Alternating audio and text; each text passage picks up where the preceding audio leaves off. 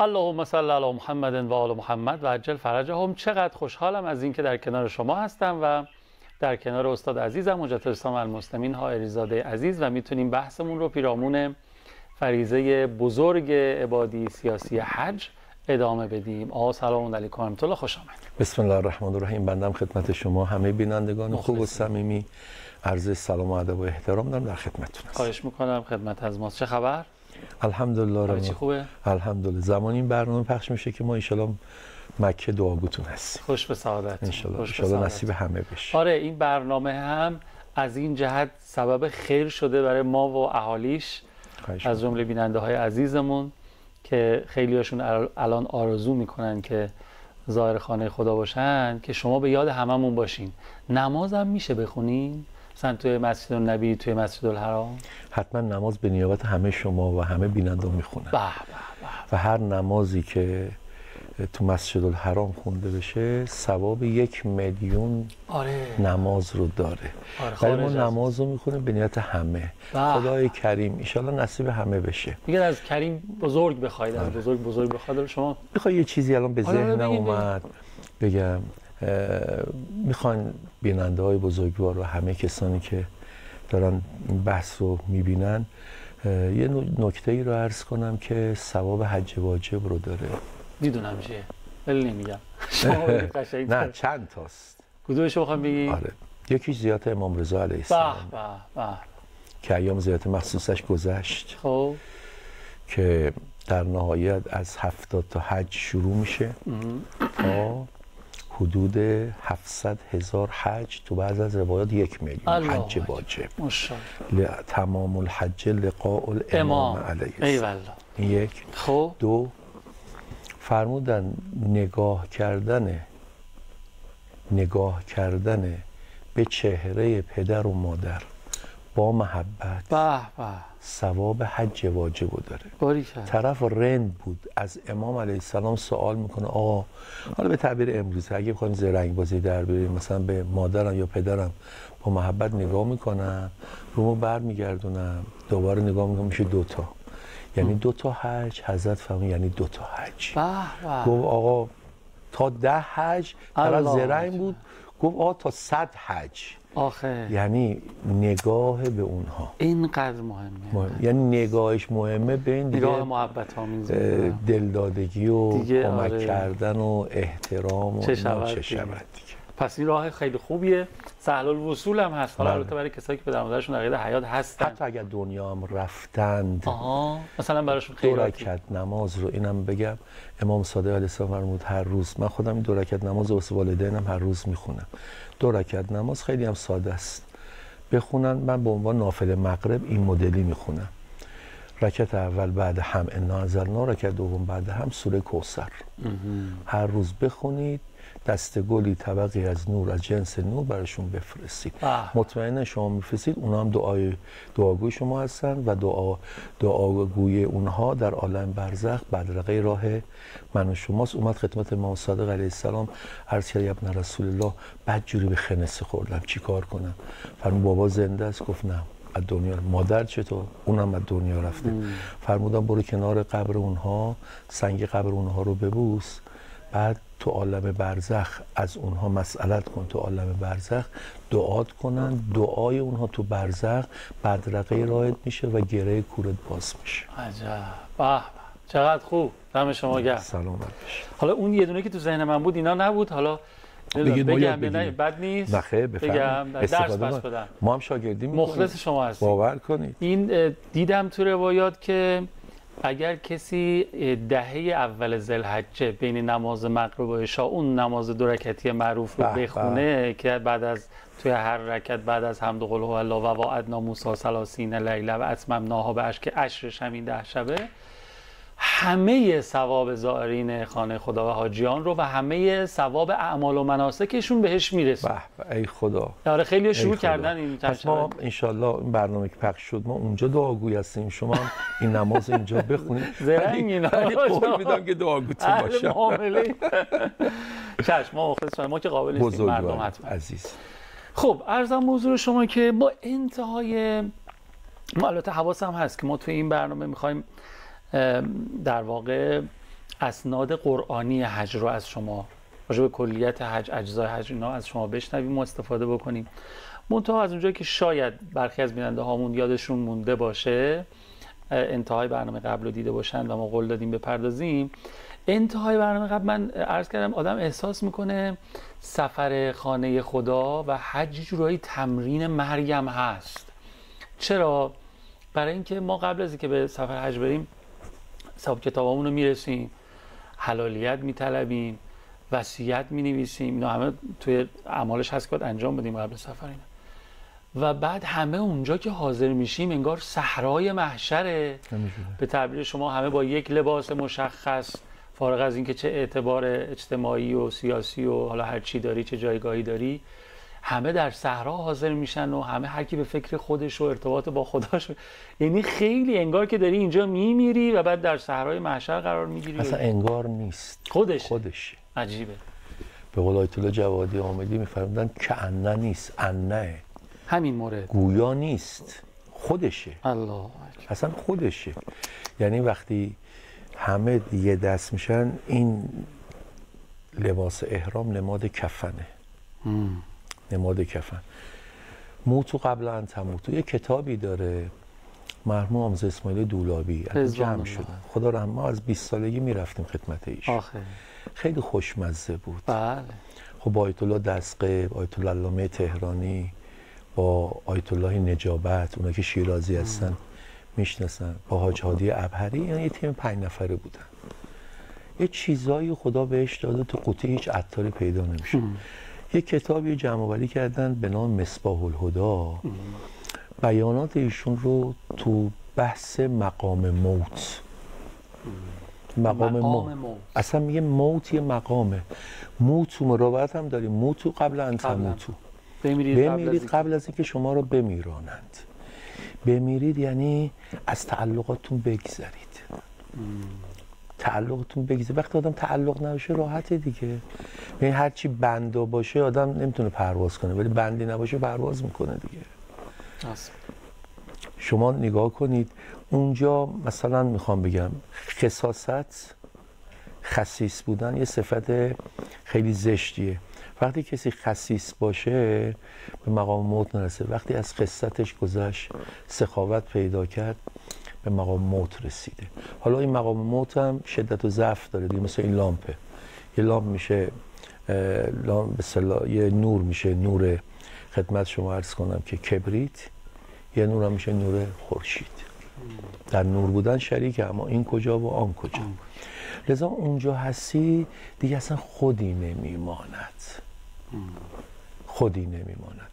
لذا تو بحث حج واجب گفتن که یکی از نمادهایی که تو ایام حج واجب و حج تمتع همه حاجی هستن، امت واحده هستن. امت واحده. چون ما وقتی امت واحده هستیم، طرف شیعه است، سنی، سیاه‌پوست، سفیدپوست، مال این کشور، مال اون کشور، قومیت‌های مختلف. این که آقا ما تو نمازهای جماعت اونا شرکت کنیم، هیچ گونه اختلاف انگیزی، خدای ما واحده، کعبه ما واحده، عرش پیغمبر ما واحده. حالا اختلاف نظرهایی ما داریم.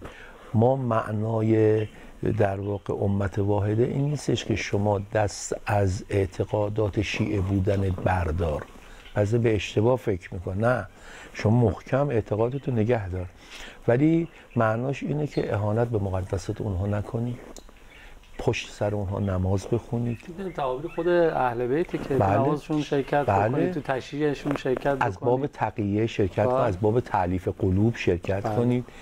بعد خیلی زیباست. من یه کلیپی بود چند سال پیش میدیدم. این کلیپ یک عالم وهابی، فکر میکنم تو تلویزیون مصر بود، یک عالم وهابی داشت صحبت میکرد که مثلا شیعه ها اینجورن اونجورن، سب میکنن. اون آقایی که کنارش بود مناظره بود و اصلا حرف شما رو قبول ندارن. الان رهبر انقلاب ایران، مقام معظم رهبری، ایشون اعتقادش اینه که سب کردن، اهانت کردن به مقدسات اهل سنت حرام شرعیه. از کسی هم ابایی نداره، چون با یه اختلاف انگیزی باعث میشه اصلا کل جامعه اسلامی بریزه به هم. و کی سودشون میکنه؟ اسرائیل. کی سودشون میکنه؟ دشمنان. و لذا ایشون میگفت که یه استناد یه فتوایی کرد که حتی چون اون عالم وهابی گفته بود که مثلا شیعه لعنه بر مثلا یکی از همسران پیغمبر میکنن، ایشون گفت نه، اصلا ایشون رسما اعلام کرده.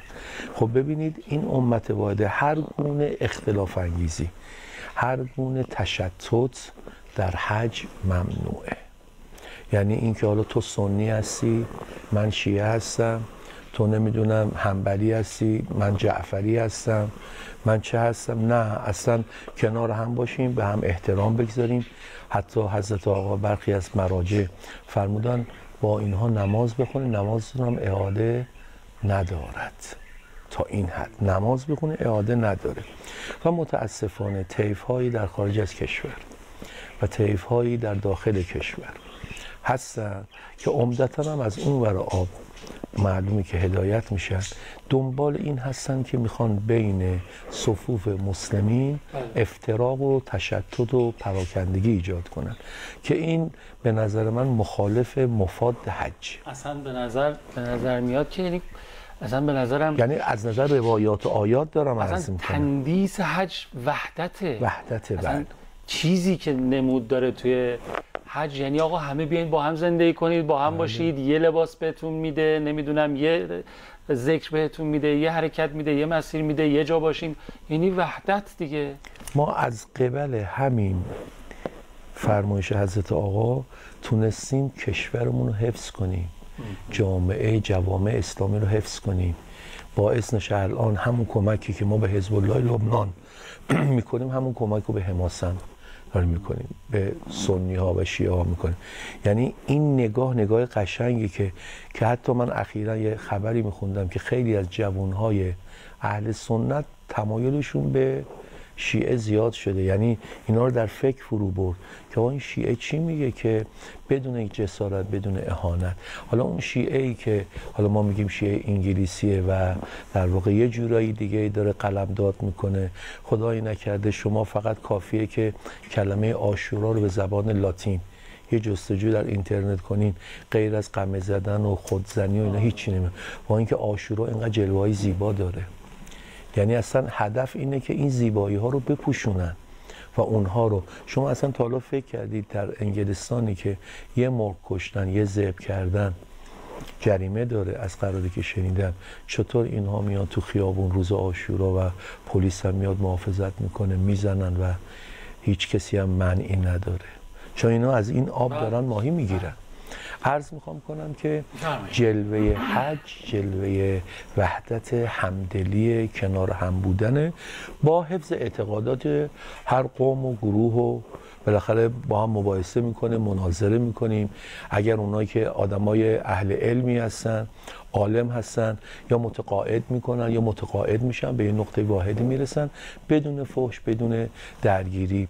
حتی من میخوام عرض کنم که ما یه چند سال پیش مکه مشرف بودیم، ایام حج واجب، مدینه بعدم بودیم، توی کنار قبرستان بقیع یه آقایی بود مال اندونزی بود. این حرفی که میزنم مال شاید 15 سال پیش بود. فهمید که ما ایرانی هستیم، چند تا ایرانی کنار هم بودیم، گفت والله عربی هم بلد، گفت والله نحن نفتقر به کل من الایرانیین. گفت ما به همه ایرانی افتخار میکنیم، شما راه رو برای ما باز کردید، شما حریت رو به ما آموختید. یعنی واقعا من نگاه میکنم این مسیریه که بالاخره ما مرهون زحمات حضرت امام و حضرت آقا هستیم و انشالله که این مسیر ادامه پیدا. الحمدلله رب العالمین. ما یه فاصله دوستانمون بگیریم برگردیم و بعد نکته عرض کنم خدمت. بفرمایید. اللهم صل علی محمد و آل محمد و عجل فرجهم. حدود 10 دقیقه فرصت داریم و میخوایم آیاتی رو که مربوط به حج هست در قرآن کریم مرور بکنیم و از زبان آقای حاریزاده عزیز بشنویم و استفاده بکنیم. خواهش میکنم. یه آیه تو قرآن هست که خیلی آیه عجیبیه. الحج اشهر معلومات فمن فرض فیهن الحج فلا رفث ولا فسوق ولا جدال فی الحج. خیلی جالبه تو همین یه خط آیه 3 بار الحج تکرار شده و هر کدوم یه معنا داره، یه بیان لطیفیه. الحج اشهر و معلومات. این الحج اول یعنی زمان حج. زمان حج اگر به ما گفتن آقا شما از زمان حج از کجا گیر آوردید؟ میگه قرآن. این هم سوره مبارکه بقره سال آیه شد، عددش یادم نیست. زمان حج اشهر و معلوماته، یعنی شوال، ذوالقعده، ذوالحجه. این 3 ماه. مستحضرید که کل حج واجب اینا که مکه مشرف میشن مستطیع میشن 18 تا عمل داره. یه 5 تا عمل داره در قالب عمره تمتع، 13 تا عمل هم داره در قالب حج تمتع. مجموع این 5 تا و 13 تا میشه حجة الاسلام. پس کسی که این 18 تا عمل رو انجام بده میشه حاجی. پس الحج اشهر معلومات فمن فرض فیهن الحج. حالا اگر کسی حج برش واجب شد، این حج دومی یعنی چی؟ یعنی عمل حج. حج اولی یعنی زمان حج، حج دومی عمل حج. هر کسی که عمل حج برش واجب شد با توجه به اون آیه‌ای که جلسه گذشته خوندیم، ولله علی الناس حج البیت من استطاع الیه سبیلا، هر کسی که استطاعت مالی، استطاعت بدنی، استطاعت طریقتی یعنی راه باز باشه داشت، خب حج برش واجب میشه. خب اگر کسی حج برش واجب شد فلا رفث ولا فسوق ولا جدال فی الحج، باید چند تا نکته رعایت کنه. اولا ارتباط با همسر تو زمانی که محرمه نباید داشته باشه. 2 ولا فسوق. فسوق یعنی فحش دادن. کسی که مکه میره با زبونش پاک باشه. ولا فسوق، فحش نباید بده، مفاخره نباید کنه.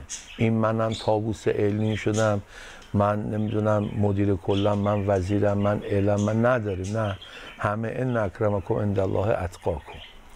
خدایی نکرده گاهی دیده شده حاجی تو مکه، تو عرفات، تو ایام تشریق، گاهی تو مدینه، قبل اعمال بعد اعمال چنان عصبانی میشه و هر اون چه که خلاصه رشته بوده همه رو پنبه میکنه میره و چیزی براش نمونه. خدایی نکنه این اتفاق نیفته.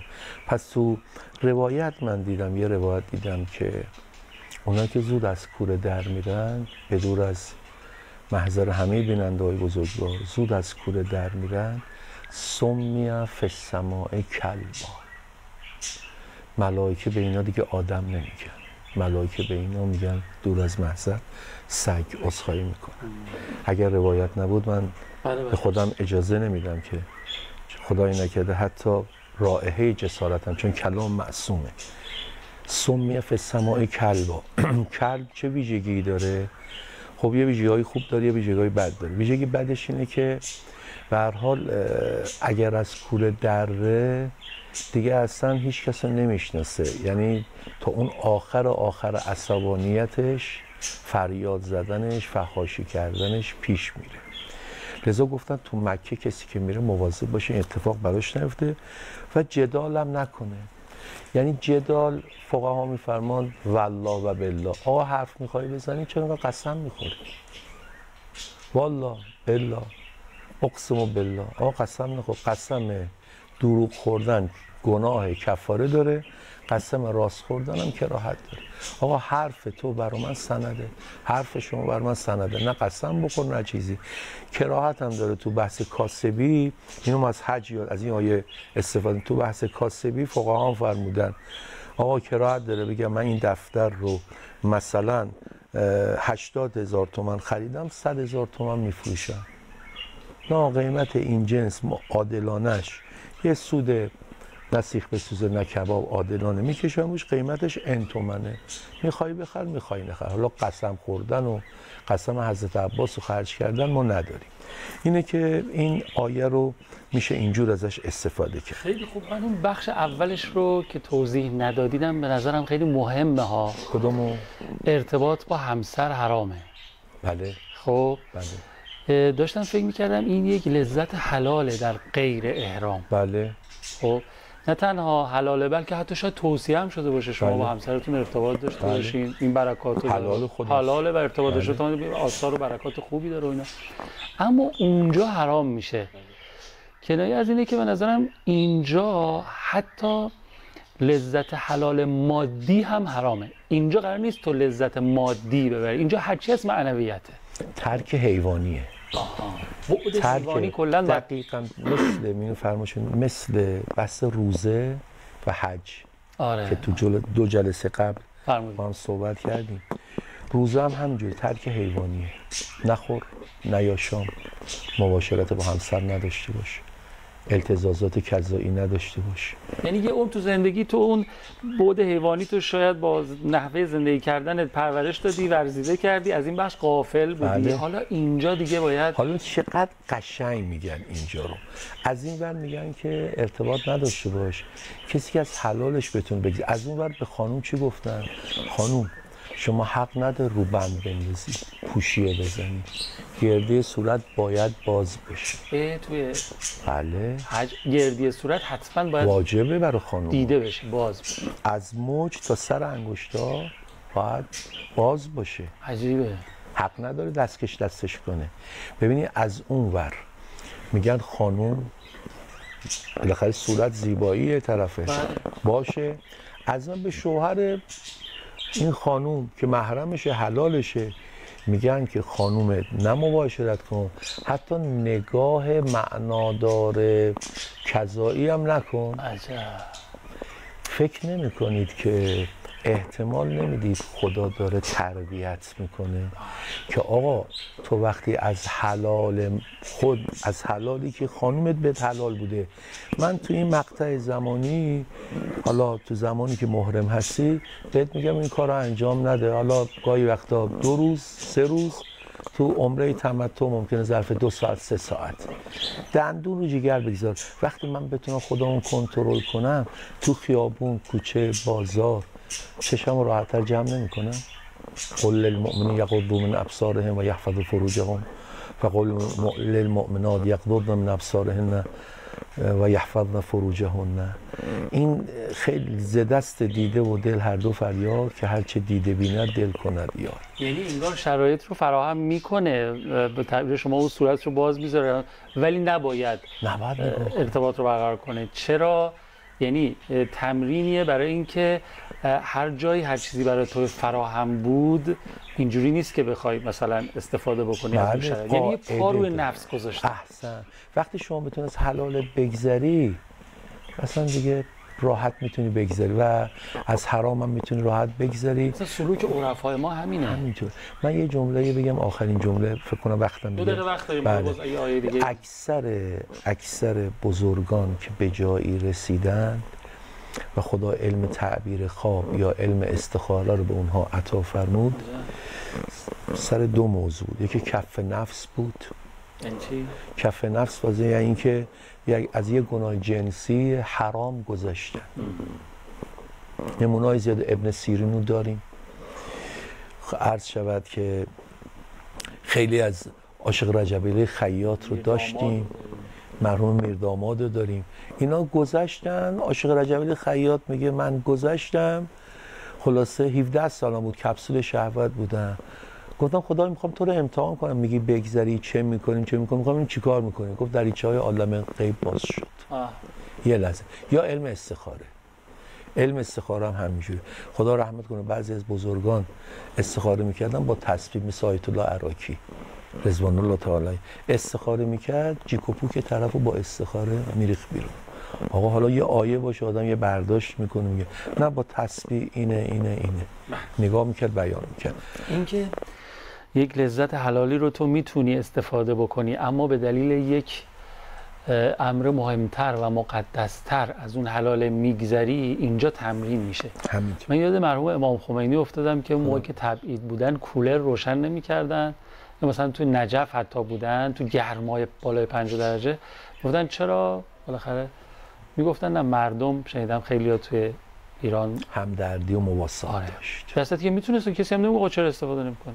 اما این اونجا داره اتفاق میفته. خدا رحمت شما. سلامت باشین. خب خیلی ممنونم. وقت تمومه؟ بله خیلی استفاده کردیم. دست شما درد نکنه. حالا ان شاءالله به شرط توفیق بحثمون ادامه میدیم، شب حیاتی و همچنان استفاده میکنیم. عواملی ندارین؟ عرضی ندارم. شما حلال کنید و بیننده هم حلال کنن. دعاگوتون است. زنده باشید. محبت دارید.